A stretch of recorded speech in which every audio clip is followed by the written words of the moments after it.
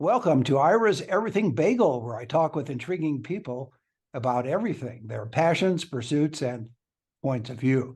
My guest today is William Anderson. He's author of The Price of Perfect. What could be the cost of standing by your beliefs in a divided America? While the book is a novel, it brings to the surface issues that tend to inflame. Ironically, it is not so much the issues as the silos people put themselves in, so that conversation is all but impossible. His novel is a template for issues that can be discussed, and the book is available on Amazon, Barnes and Noble, and all the usual places. And for everything about William Anderson, go to williamandersonwriter.com, and you can follow him on Facebook and LinkedIn. And William, welcome to the show. Thank you, Ira. I appreciate you having me on. Absolutely. I think the first question is, how did you get the middle name Dub? You know, when you're in the South, it is a world of nicknames. Came, I believe, because I used to mess up so much in golf. They would call it dubbing shots. And also, I was in the advertising agency business where we made a lot of dubs, which Right. were copies. As much as you may dislike your nickname, that's tough luck. You're stuck with it. Gotcha. Well, I'm going to call you William because I'm not from the South. So, Well, somebody said, well, why didn't you say Dub Anderson wrote this book? I said, nobody's going to buy a book from somebody named Dub. you may be right. You may be right. So, looking at your book, why did you decide to write it as a novel instead of a nonfiction book? Because the issues you raise, which we'll talk about, are very important. But why the novel approach versus the nonfiction approach? Well, I kind of subscribe to what Hemingway said about writers, especially writing novels, is one of our purposes is to make the truth truer. And I think that if you can give a 30,000-foot view of a situation that nobody's really looking at except in a very technical way, hopefully you can give some insight into it if you're a good writer. That otherwise, if you just kind of did a historical nonfiction factual book, everybody kind of knows that, which I think is one of the problems today where it's a communications issue that's part of this whole racial problem. Having majored in journalism and communications at the University of Georgia, I'm really kind of very sensitive to how things are presented today in the news media. And I wrote this thing because I'm worried to death about our country. I'm like everybody else. We're all concerned. It seems like so many people are not positive about it. We're building these towers of Babel where we're talking at each other. Everybody's truth is true, which is kind of the other side of having a country built on all kind of different groups. Everybody's truth is the truth. So how do we arrive at? Why do you even talk if you're not even talking about the same subject matter?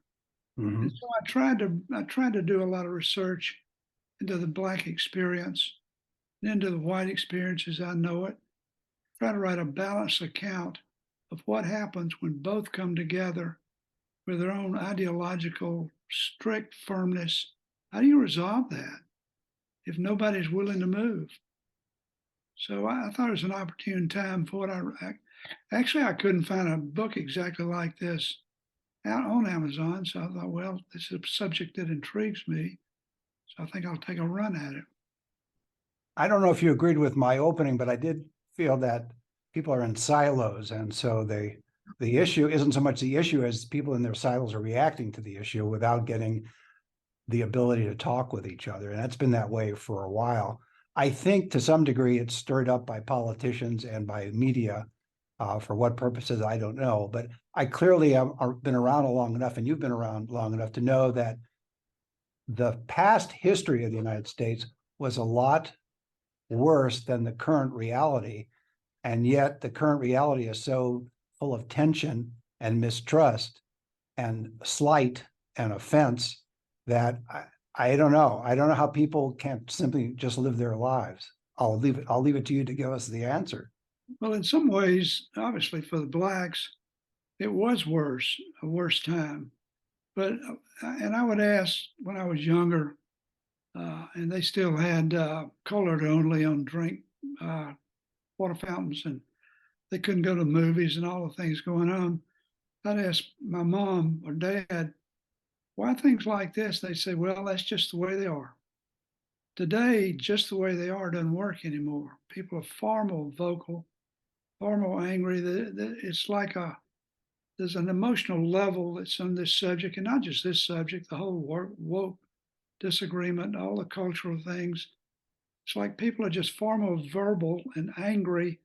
They get mad if you even talk about it. People that hate Trump, if you even show a picture of him, they go ballistic. Same is true for Biden. We're just a more angry people right now, venting all the time.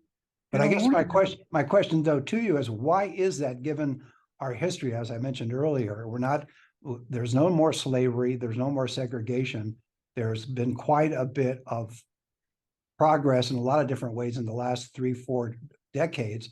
So where does this anger come from? And it's not just from certain elements of the Black community, certain elements of the white community, same situation. It's almost a tripwire, or as you say, an emotional reaction, as opposed to, okay, let's look at the facts and let's see where we are. See, that's the problem. Part of the problem to me that I try to do in this book is people don't talk frankly. White people feel like they're intimidated. They cannot talk about Black people having children out of wedlock, no dad in the home, an angry culture, this or that, or they will be attacked as racist. This whole racist word has a power about it that it didn't have in the past. It's like it's all the emotions are accelerated. They're on steroids today. They were always there probably, but Blacks were afraid of white people. They're no longer afraid of white people. And I have told Black friends, I said, in fact, I was told when I came up with the idea, I sent a first draft to a well-known Atlanta publisher, editorial writer. I said, take a look at this. She read some of it, called me back and said, I'm warning you, I would not write that novel. I said, well, why not? She said, people are very angry. It's a hot time. You're very frank in this book. You've got Black people and white people saying things you don't normally hear, although it wasn't ugly. It was just very frank in their opinions. And people don't want to hear super strong opinions today. They're so angry about it. I said, well, that's one. And she said, another problem is you're a white guy. You don't know the Black experience. How are you going to write on that? And it was a good little critique. It got me delving into the whole Black experience, starting back in the 1600s, and learned things that I'd never. I have an appreciation now for what that race has been through. It's just unbelievable. It's shocking. 4,000 of them hanged. After the Civil War, it really got bad. If you owned a slave, you didn't want to hurt them too much because you had money in them. They didn't respect them at all after the Civil War, and they treated them like hell. Really rough time. Really until the 50s and 60s, did things start to loosen up, mainly through federal regulation. So now whites, and yet it's created a whole angry group of Black people. Part of the question I will ask them is, are you a victim of victimhood? I said, the problem being a victim is it's always somebody else's fault. And it's never your fault. You never change or get out of it, which offends some of them. I mean, anything. How do you have these honest conversations if you really can't even talk honestly to each other, whether they agree with it or not? It's not like you're insulting somebody. But on the other hand, white people, they say, well, white people don't understand us. And I say, well, no, they don't. And it's almost like you don't want them to. White people will say, I'm confused, as I wrote in my book. Why are they still mad? All the corporations want to hire them. You got all kind of government services. Universities want to bring them into the school. It would seem to be the best of times for Black people, and people run like crazy from the word race. So it does seem, like people saying, what is going on here? Why is a certain group so mad? Another group doesn't seem like they understand them.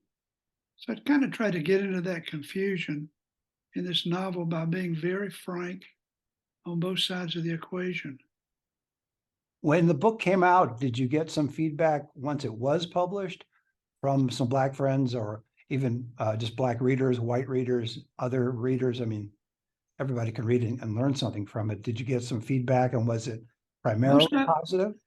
I did. Yeah, most of it was favorable. They say, well, if somebody's not black, I think you'd lay it out aside that a lot of blacks feel like they're still in effect, the past still affects today to them. And they all felt like, well, you gotta, maybe that was just them. I don't know who else read the book. Right. Uh, they'd say, well, I think you hit a balance, which is all I was trying to do. Maybe make both sides mad or nobody mad. But I hope that each side has a better understanding of this situation. It's just going on and on and on. The problem with it, one problem, and whites created it, is the word race. Black people are not of another race. They're Homo sapiens. We're all of the same race. This whole thing is a construct made by white people, so you could put them over there and they're another race. That's why they so this or so that. On the other hand, if you fall for that and think, well, I'm being oppressed all the time, they're the oppressor, you can blame everything on the other people. And so you never improve yourself, you never break out of it. Also found, I think, the past is even more powerful with black people than I realized it. It still does. And at what point, kind of one of those old questions Faulkner brought up is, uh, how much does the past rule the future and rule today? I mean, you can keep living, you can go back all of the infractions, all the bad stuff white people did, and you'll never get out of it. I've worked with a scholarship in Atlanta of incredible young black seniors in high school that we give a scholarship to. They all came from poverty, from busted up homes, and there's these incredible achievers. And I've told many people in the media, I said, one of the problems is the source of information you get can determine your opinion on anything. If all your white person sees about blacks in Atlanta is Martin Luther King on one hand, who's this Christ-like figure, then you go all the way down to the three black teenagers shooting up Buckhead. There's no middle ground. Where are all the successful blacks? There's thousands of successful blacks that you never hear about. So whites say, well, hell, a whole bunch of shooting. They're shooting up our town. They're rioting in the streets, burning this, burning that. We're really pawns in many ways of our media. As a journalism major, I just say, God, why don't they give both sides of this thing? Why don't they talk about more than all they're trying to do is get eyeballs and butts in the seats, playing to a certain group, and that group just feeds on that and it justifies how they feel. That includes both Fox and CNN ideologue kind of people. I So think if that you're absolutely right, William, in the sense that it's an ideology rather than straight yeah, journalism. And when you see something through a prism, it has to be that narrative. And if anything goes against it, as an example, black conservatives or black conservative politicians, they automatically say, well, they're Uncle Toms. They're not yeah, true black. And that's just one side of it. And the other side is you've got these crazy whites that could, distort things as well. So yeah, you're treading a middle ground, I think. And again, the book is called The Price of Perfect. yeah. And tell us a little bit about the underpinning of the book. It's about a Jack Collier who is an architect and he wants to build an edifice, and there's issues involved. And then I'll let you do that. I just wanted to set that up a little bit for our audience. Thank you. It's about a man, an architect who's brilliant. He wants to build, he worships Da Vinci. And he thinks he's designed the ultimate building that will put him up in the world of Da Vinci. And he's found it on a piece of land in North Atlanta. A very active, angry black TV reporter discovers that a hanging occurred on that land in 1940, and the tree is still there. She tells the architect, look, tells her what happened, said, you need to make a memorial out of that and save that tree. He says, this is not about the past. That was 80 years ago. This is about the future. I'm trying to put Atlanta on the creative map, and that tree is right at the entrance of my mall. I'm not going to have a hanging tree at the front of my mall. She says, if you don't, then I'm going to go on social media and just say that you're a racist over this. So the tree becomes a metaphor for America and how we all rally around one thing like that. All the characters in the book, and there are about 20 characters, all in some way have to react to this tree in a way that says something about them. Everybody in the book is fallen to their own degree. Everybody has their own ego needs. And Jack won't move on the building, and she won't move. And then we have a young black man who's super angry from Connecticut who goes to Marsh Brandon College. He goes out to the tree and attempts to hang himself to bring attention to the 4,000 hanged blacks. And Jack Carter, the developer, saves his life. So it's all kind of stuff around this tree and how various people react to it, with a bigger story of how what price are we all paying for our own obstinance, for our own ideology, as you correctly said. People are not using rationality and thinking plus or minus. It's all blinded by specific ideology. So how do you shake somebody?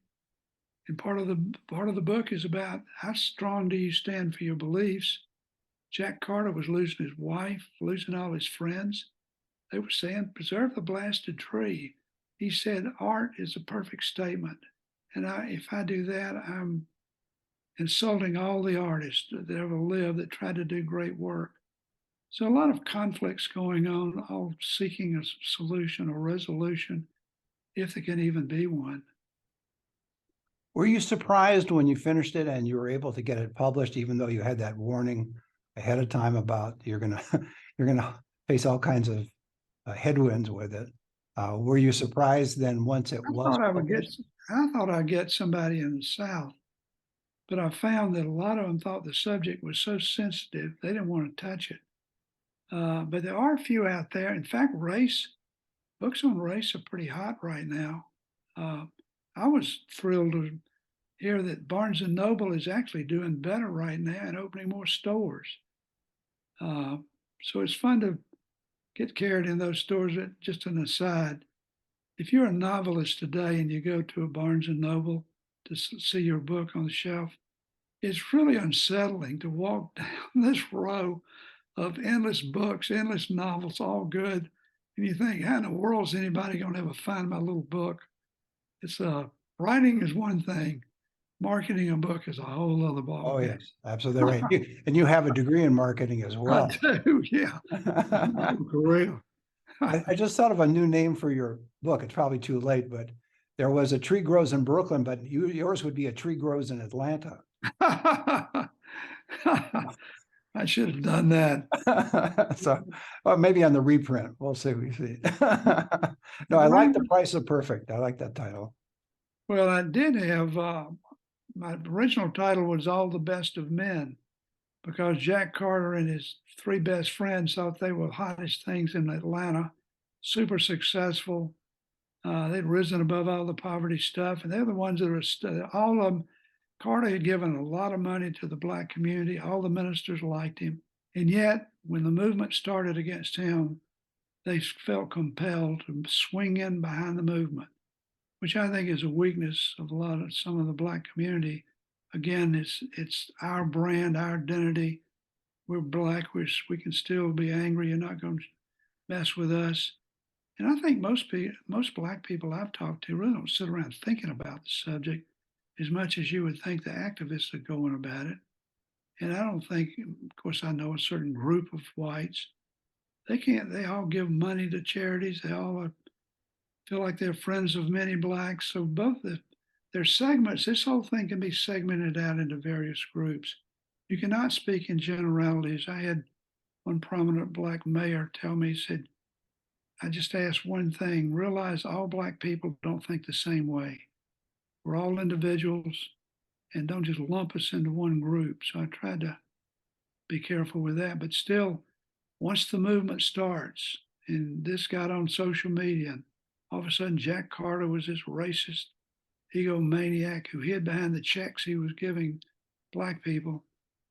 Once it started moving that, everybody kind of moved in behind it. So those. Yeah, did you think that we talked about the media in general, But social media in particular, do you think that that is a metaphor for mob action?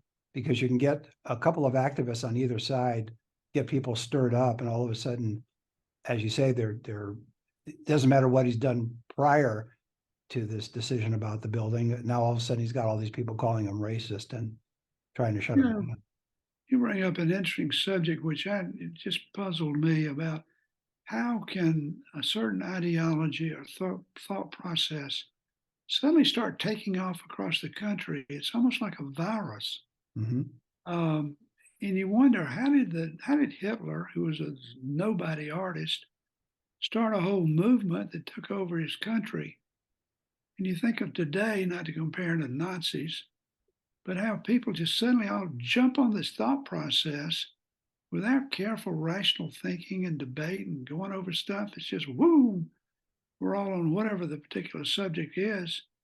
And if you're not having rational discussions, then you're just yelling at each other. It's really quite interesting. I wish a sociologist or some group of psychologists could just what goes on that all of a sudden people who were thinking one way, boom, they're thinking a totally different way, and you can't move them from it. I don't know that academia would be the place though at this point Mhm. because there's a lot of groupthink going on there. That's a good point. So, Yeah. based on your writing and researching of this subject, even though it's in a novel form, I'm going to ask you the cosmic question, which is, are you optimistic or pessimistic about our society? This is a bad answer, but I'm both. One is I'm optimistic when I look at my two sons, both in their late 30s, and how this stuff is, there's not a racial bone in their body. They don't think in those terms. They grew up with black children in their schools. And I think this whole generations that are moving away from it. On the other hand, you've got a heck of a lot of others who are just, they seem to dwell in anger. They seem to find joy in anger of both races. And you can turn on these cables, we can turn on any of them and just see, they left that part of the story out. Why did they do that? Or they emphasize this part of the story? And again, we know what we know through the sources of information we're looking at. If those things are biased in one way or they're not giving the whole story, it's almost like, well, how can you be mad at somebody? That's all they knew. That's all they heard. Unless they do, which I did, and go out and really read a lot of books and talk to a lot of people for a year or two. And nobody's going to take that time. There won't be a full understanding. There are a lot of groups today that are meeting and discussing this. A lot of churches, a lot of white churches are trying to get behind this and reach out to the Black community, having dinners together, doing things together. Proximity is a key word. If you don't see somebody, you don't know somebody. So we need to come together more in informal settings. And the church remains a good way. A lot of the clubs in town, a lot of people just start dinner groups to talk about it. So generally overall, I'm optimistic about it. In a long term, it's easy short term to be pessimistic. All you got to do is turn on the TV. Oh, yeah. Do you think, though, that, William, that part of it is class-based rather than quote unquote race-based? What I mean by that is this. You have white middle-class people and black middle-class people. There's a lot of shared values there. There's cultural differences, of course, but that's to be expected of any group of people. But I'm just thinking where you were talking about that virus spreading, and that could be whether it's what they call poor white trash, or you can call it ghetto on the other side. But the point is that they're locked into these silos, as I referenced in the beginning, and they don't seem to be able to be affected by reality in terms of any positive changes over the years and decades. I definitely think there's a class socioeconomic uh, pairing out you could do on this issue. And it's like any other issue. Uh, People who are, and everybody that's poor is not ignorant, of course. Right. So you can't get into that stuff. But a lot of black the black movement is led by liberal white women of money, You'll see them all over the place. They're very, very active, thinking they're caring and serving the community. Uh, a lot of successful blacks I know are really not involved in any of this stuff. They're doing their own thing. They're saying, "The hell with race. I'm moving ahead. I'm going to make it in this world."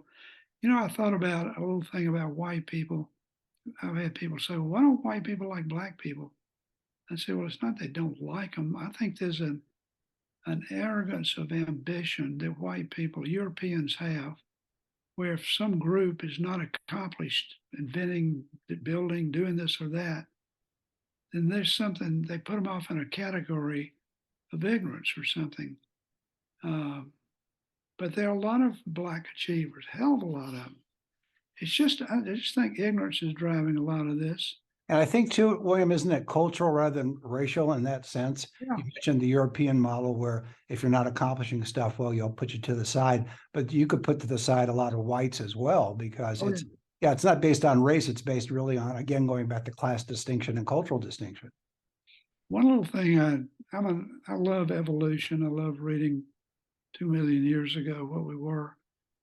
And one thing that's feeding racism is how we have a propensity for categorizing. We can't know all the details about a person or something. Like a cave guy was outside of his cave and hit some wild looking man. He didn't know what to do, so you put him in a category. And everybody that kind of acts in that category, well, that's who they are. We dismiss people very easily because we've already put them in a category. Somebody drives up in a Cadillac. Oh, well, they must be rich. Let's put them over there. Or they do this or that. Let's put them over there. It's a human characteristic and it's a weakness. We also are incredibly judgmental, which I think is an important characteristic to have. Supposedly it gives you enough rational thinking that you can work your way out of a bad situation. I don't think we really get into a lot of the rich stuff on this whole issue about talking about things like that. Why do we act the way we do? We just don't get into it. It's all, oh, well, they're racist or they're this or they're that. Right. I don't even want to think about it anymore. That's a great way to leave it. My guest has been William Anderson. He's author of The Price of Perfect. What could be the cost of standing by your beliefs in a divided America? The book is available on Amazon, Barnes & Noble, and all the usual places. And for everything about William Anderson, you can go to williamandersonwriter.com, and you can follow him on Facebook and LinkedIn. And William, thanks for being on the show. Thank you, Howard. You're so kind to have me. I enjoyed it. Thank you. Enjoyed it as well. And join us every Thursday for a new schmear on Ira's Everything Bagel.